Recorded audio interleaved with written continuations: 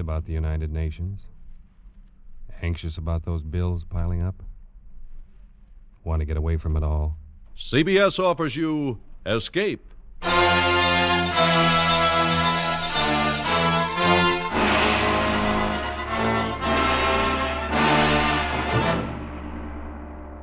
You are the victim of a native witch doctor, pursued from the west coast of Africa to the west end of London by the grinning face of a dead man.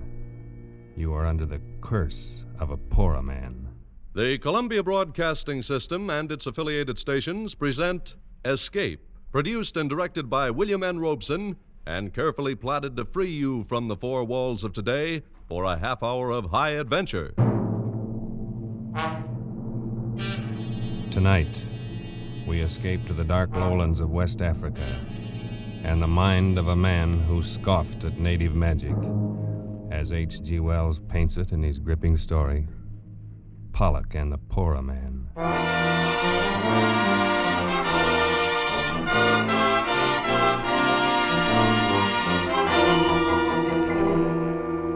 I had spent considerable time in Africa, but I have given little credence to the many superstitions of the natives there.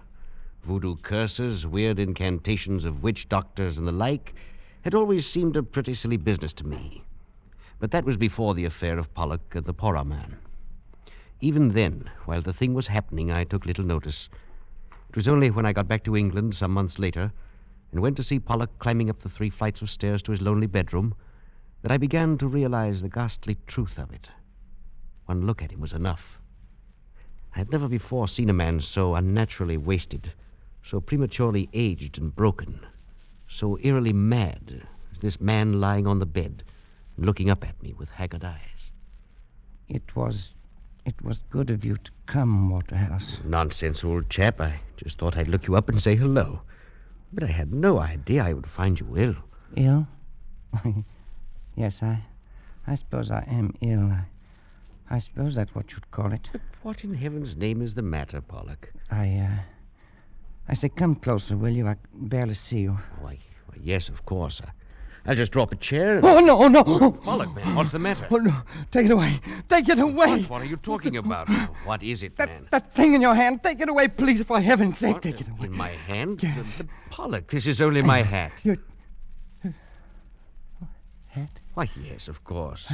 Just an ordinary black Homburg. Now, if its style is offensive Oh, to no, you... No, I just put it on the table, the floor. Somewhere where I can't see it, please. Well, of course, old man. Yes, I suppose you think I'm mad. Now, don't be. I know you do. Everybody does. Because I'm used to it now. And the worst of it is, perhaps I am. I say, Pollack. Only I don't think so. Because I do see it. I don't care if no one else does. I can see it. See what? The head. That hideous face following me everywhere, grinning at me. And always upside down. Pollack, what are you talking about? You don't believe me either. Well, look at my wrist. It's broken. The bandage is still on it. That's real enough, isn't it? Well, yes, of course. Broken, you say? Yes. It did that. And my other accident, when I first got back to England, they said I walked in front of a bus, but I know better. It did that, too. A head? Exactly. You wouldn't expect to see a man's head come rolling down the middle of a busy street in London, now, would you? Now, Pollack, you'd better lie back, rest a bit. I'll call a doctor. Oh, you too. And I thought you might understand. After all, you were with me when it started. It was you who first warned me, who sent me home. You don't mean that business with the Porroh man? Oh, yes. Yes, of course. You remember how it started? We were camped at that little village on the lagoon behind the Turner Peninsula. It was swampy and hot, and I was bored to tears. Maybe that's why I did it. But anyway, when I got back, you were furious with me. No, you're a fool, Pollack. You've got to take it back immediately, do you hear? Oh, what possible difference could it make, Waterhouse? Why all this fuss, old boy? It's only a little wooden statue. Can't be worth anything except for a curio. You're not that stupid, Pollack. You know very well this is a Porroh idol. You must have stolen it from the hut of a witch doctor. Well, and what of it? Don't you see? To them, this is sacred. As sacred as an altar cross to a Christian. You've not only committed a crime in their eyes, but a terrible sacrilege as well. Oh, don't tell me they're going to sick their painted gods on me. Oh, I should be frightened to death. Before they can do anything, you're going to take this back where you found it and apologize to the Porroh man. Apologize to an illiterate black witch man? Are you crazy? Pollack, I've had about as much of you as I can stand. You're one of those infernal fools who think a black man isn't a human being. I can't turn my back, but you're running crossways to them, getting into some scrape or other. The third time this month, and this time it's serious. Are you telling me you're going to send me home? I honestly think it would be best. Well, as a matter of fact, I'm all for it. I'd be very happy to get out of this sticky, dirty, godforsaken place. Very well. But before you go, Pollack, for the good of the expedition, you've got to take that thing back and apologize. Oh, I don't think I'd better. Why not? Well, tell the truth, I don't think they'd give me a chance to apologize. All right. Tell me, what happened? Oh, nothing very much, except... Well, as I was carrying the thing away, one of those chaps popped up and saw it. Started yelling, trying to take it from me. Yes, go on. Well, we had a bit of a tussle. I got away. Go on, Pollack. We were on the bank of the river, and I toppled him over, that's all. He fell into the river. Yes, I think he may have hit the rocks first. Was he badly hurt? I don't know. I didn't stop to find out. He was dead, wasn't he? I really don't know. Oh, you fool. Oh, it was an accident. I had no An intention. accident, a lot they care. It was bad enough with the idol, but you've probably killed a man. We're in for it now. Well, there's nothing to be frightened about. Nothing. In the first place, I should think even your conscience would suffer a little. The second, you don't seem to understand about this Porroh business. It rules the country. It's the law, religion, medicine, everything. And these Porroh are the most vindictive men on earth. The one whose idol you stole and whose follower you killed will be duty-bound to do something about it. And there's no telling what he will do. Oh, come now. You don't believe in these voodoo curses and things? Of course not. I'm thinking of something much more real than that. I mean, he might try something rough. I can only advise you to lie low until we can get you out of here in the morning. I'll take you as far as Sulima and see you safe aboard a steamer. You needn't. I can go alone from here. Not far. You still don't understand this business. You wouldn't get a quarter of a mile from this camp alone.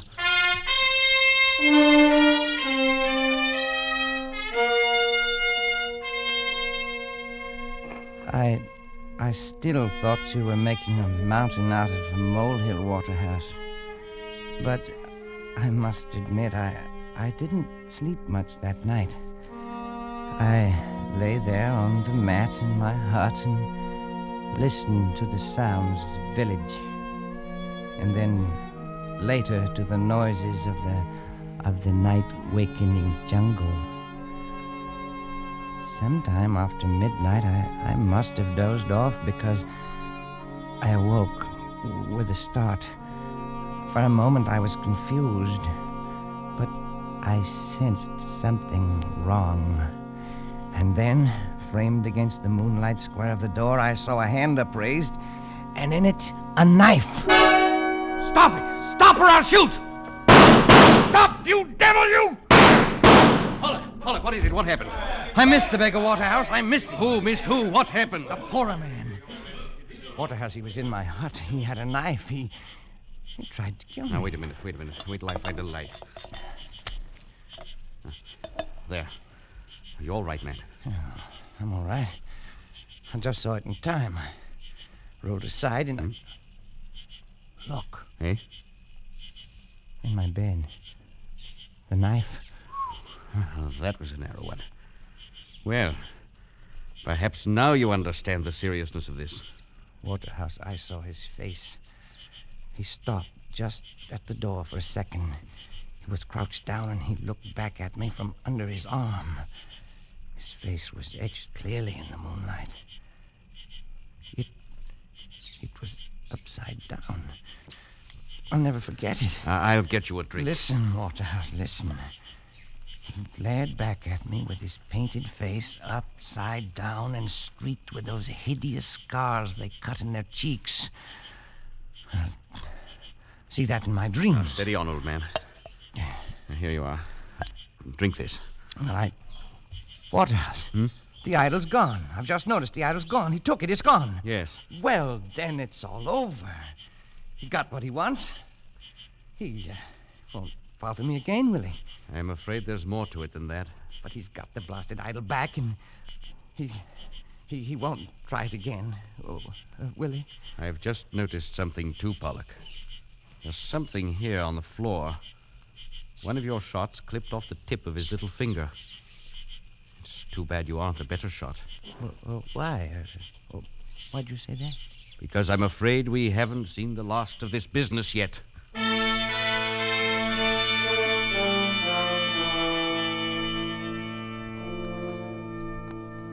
You were more right than you knew, Waterhouse. The next morning was only the beginning. We were standing by the river and supervising packing. I'm glad we're getting out of here. There's something brewing, or things wouldn't be so quiet. Oh, what would be brewing? A stink in a copper pot, probably. Dancing in a circle of skulls, putting curses on you. Oh, that. What can he do? How the devil should I know? They're versatile people. They know a lot of rum dodges. The best thing to do... Look out! Oh, man, that was close. What was it? One of their beastly poisoned arrows in the tree behind you. Missed your head by inches. No. It came from over there in the bush. Well, let's do something. Let's chase him something. No use now. Never find him in there. Best thing for us to do is to get out of here quick.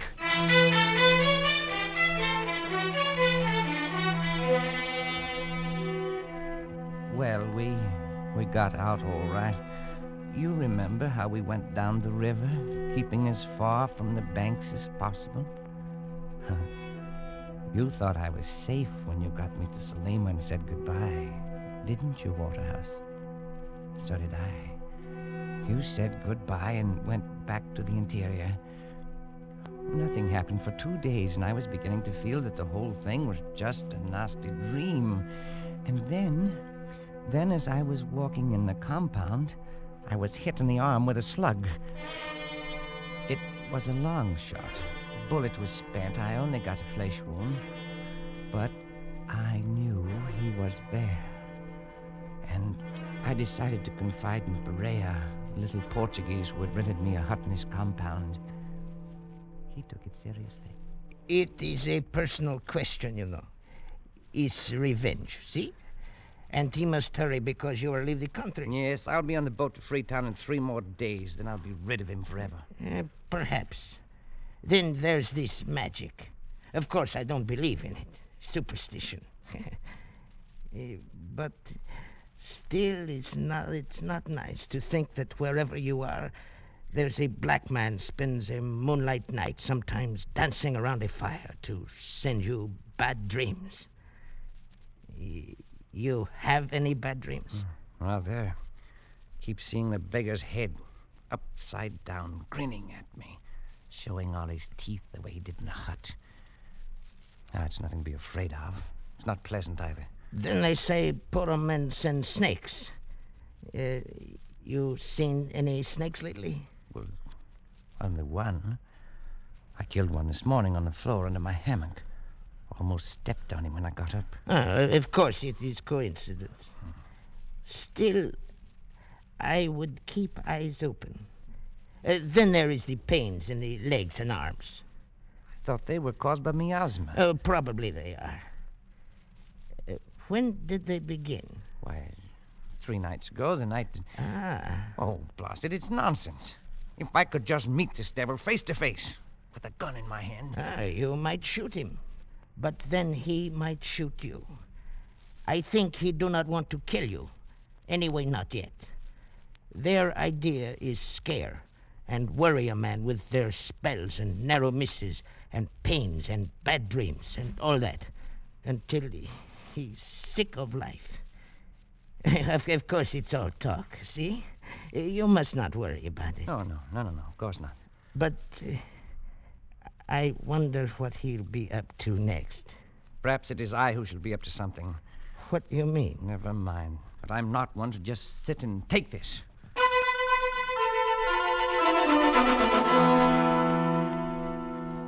That very afternoon, I had a conversation with a roughneck Mendai tribesman I found there in Salima. He showed me a little iron dagger and demonstrated how one struck at the back of the neck. He agreed to do the job for the price of a double-barreled gun with an ornamental lock. I went back to Porroh's, feeling better than I had in days. That night, the Portuguese and I were sitting in his living room playing cards, when suddenly the Mendai rough strode in without so much as a knock. Who is it? What do you want? Oh, it's you. Have done what you tell me. Have proof. What is it you have in the package? Is that blood dripping? Proof. Here. His head. Oh, no, no, no. This man you want. Now I get gone. You didn't have to bring this. I didn't ask for such proof. You mean, Senor Pollack, you got him killed? You did not kill him yourself? Why should I? But he will not be able to take it off now. What do you mean, take it off? Look at the cards. They are all spoiled with this blood. What do you mean, take what off? You must send me a new pack from Freetown. You can't buy them there. Take what off? It is only a superstition. I forgot. The natives say if the witch... he was a witch. But it is all rubbish. Go on. Well, they say you must make the Porroh man take the curse off or kill him yourself. It is very silly. Gun. No. Yes. I'll make it 2 guns if you'll take that beastly thing away. No. 1 gun. No. All right. Freya, that gun you have for sale, give it to him. I have the money right here. Yes. Over here. Now, take it and go. Thanks. It is funny how the head sits upside down. Just the way I saw him that night. Just the way I see him in my dreams. Like it was weighted that way. You will take him with you when you go. Maybe take him now. My cards are all spoiled. There is a man sells them in Freetown. You should have killed him yourself. Stop it!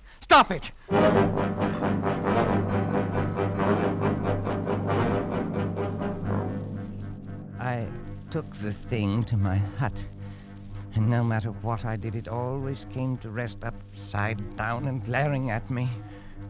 I got a shovel. I buried it in the soft earth behind the hut. But in the middle of the night, I was awakened by some sound in my room. Oh, what is it? Who's there? Speak up or I'll shoot.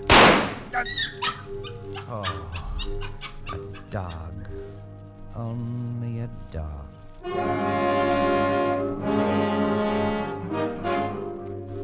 Yes, it's only a dog.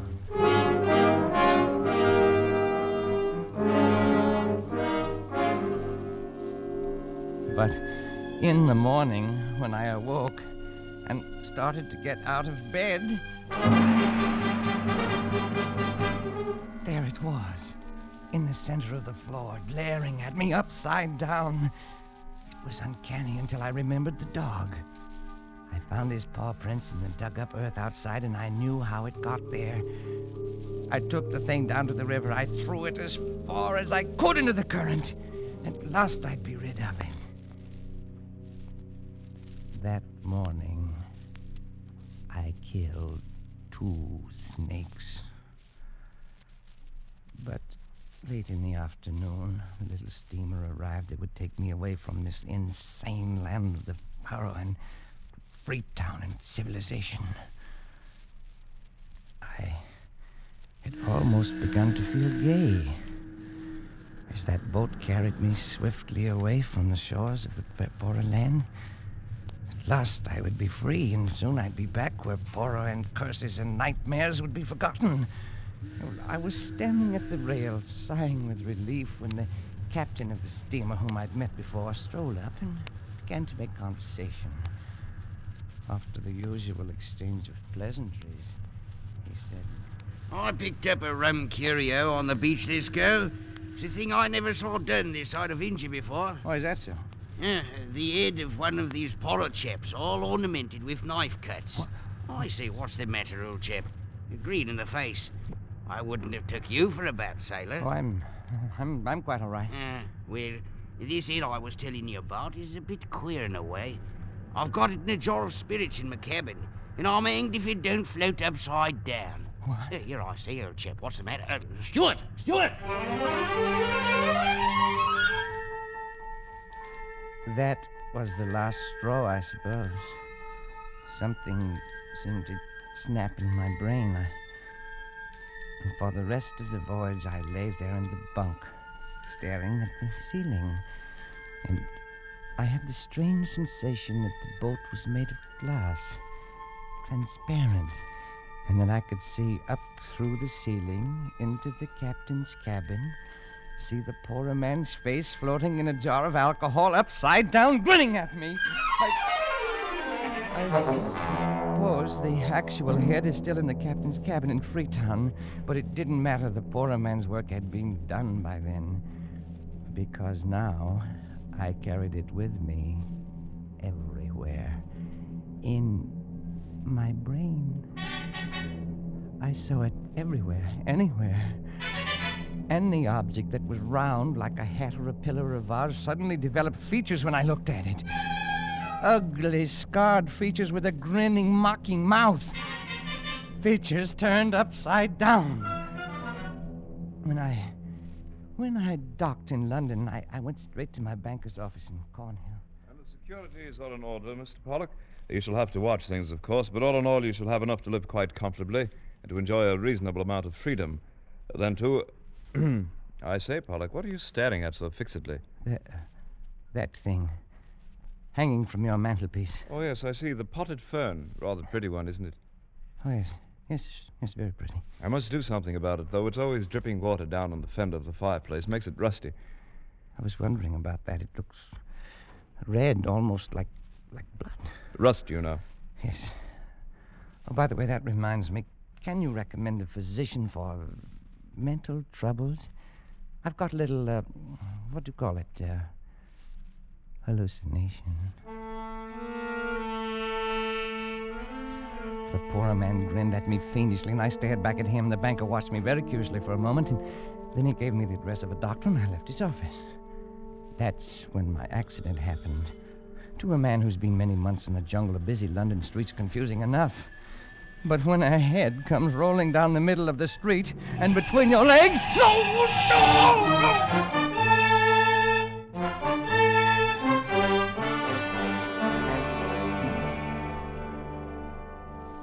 I was in the hospital for weeks. The only permanent injury, however, was the loss of the tip of my little finger. By strange coincidence, the same fingertip of the left hand that I'd shot off the Porroh man that first night. Well, even in the hospital, the Porroh man was with me all the time, everywhere. The doctors couldn't help me. My friends couldn't either. So I tried cycling in the country.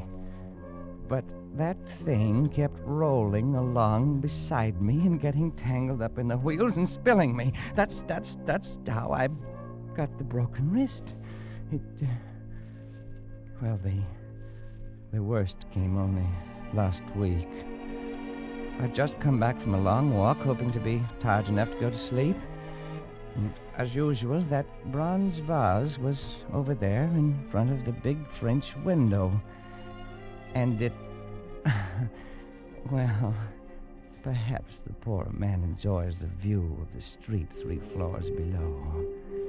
But anyway, this night, I felt a little devil-may-care, so I turned round to it and I looked him in the eye and I said, "So, you're still here, are you, my ugly shadow?" Yes, Pollack, I'm still here. What did you say? I said I'm still here. And I always will be. No, not that too, not that, no.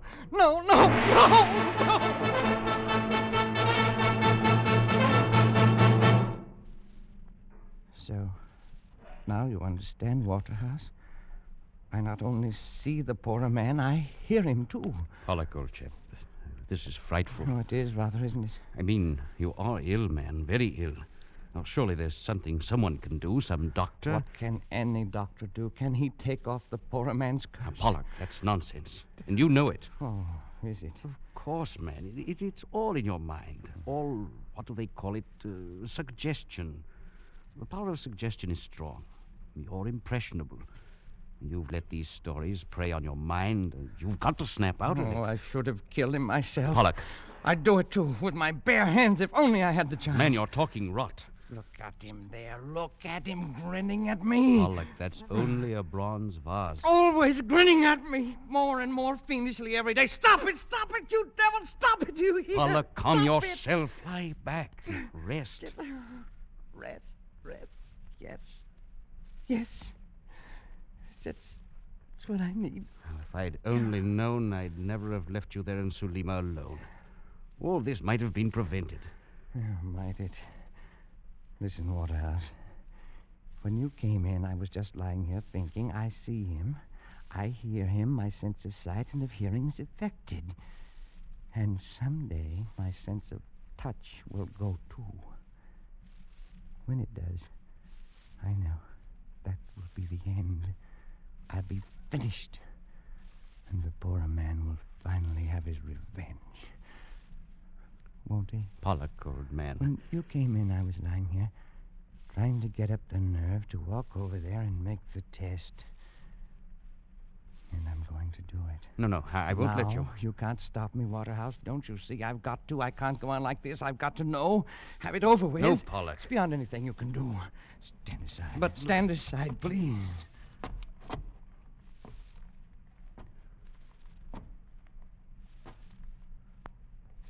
Now. Come back to bed, Pollack. That window is open. If you have a Never mind. This is just an ordinary bronze vase. Isn't it, Waterhouse? Pollack, don't do it. I know it's only a bronze vase. I know that when I will feel only cold metal when I reach out and touch it. I know. Like this. Oh, no! Pollack, look out! That window! You're backing into that window! Pollack!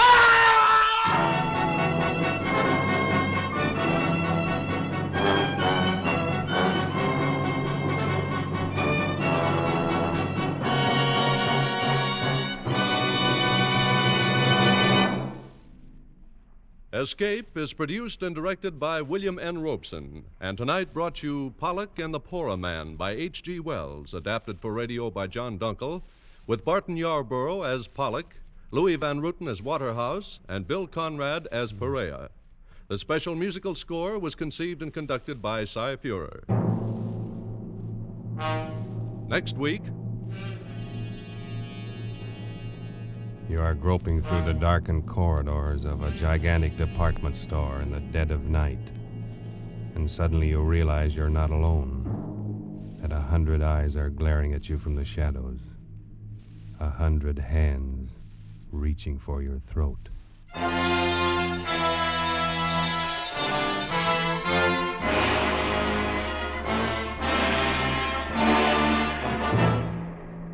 next week, Escape with John Collier's eerie story, Evening Primrose. Good night, then, until this same time next week when CBS again offers you Escape. This is CBS, the Columbia Broadcasting System.